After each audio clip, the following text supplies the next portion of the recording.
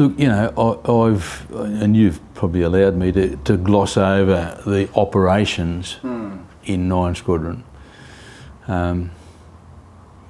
Again, a bigger picture thing, I actually believe we were probably in more danger flying for the United Nations in the Sinai Desert than we were in Vietnam. The Viet Cong had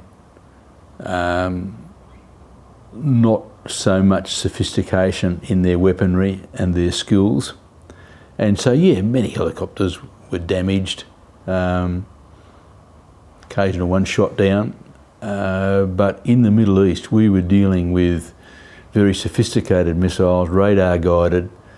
Every time we flew across the Suez Canal we were being followed by banks of ZSU-23-4s, these very high calibre guns that were radar guided.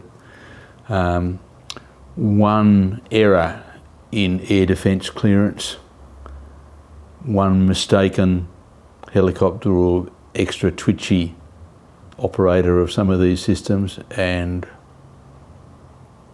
no survival, not like in Vietnam.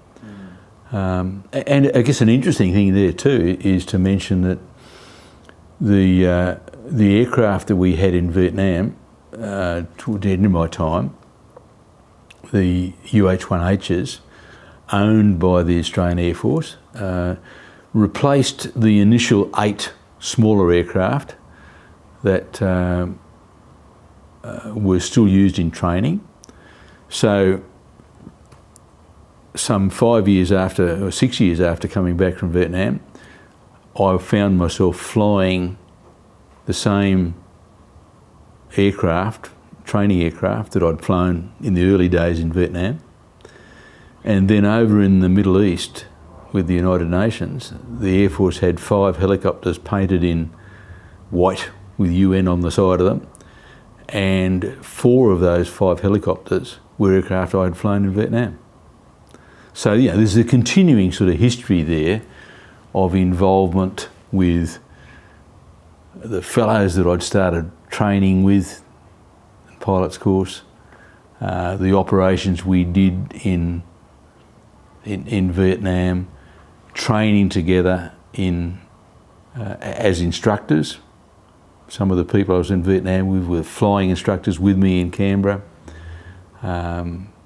continuing through to the United Nations, all under, you know, Australian Air Force sort of rules with Air Force hierarchy. Yeah, so a lot of continuity there. Yeah. What years were you? When were you in the Middle East? I was in the Middle East for the last 6 months of 1977. Okay. I came home Christmas Day, 1977. So you might have been around the same time as my dad, John Darlitz. Yeah. Look, I'm not sure of that. I had originally thought so, but I haven't been able to ascertain that for sure. You'd need to look at his logbook. I will. But I was there in the Middle East the second half of 77. Yeah. And I know the first 2 commanders over there were Headley Thomas took the first lot over, was there for 6 months, and then Don Porter, Don Porter's a wing commander, was in Vietnam with me as a flight lieutenant. I did his reconversion to helicopters before he went to the Middle East. So again, this continuity, the same sort of people through 9 Squadron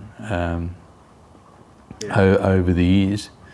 And a very good friend of mine, Pete Spurgeon, was the 3rd Air Force commander in UNEF, and he was the commander when I was there as the First Navy person.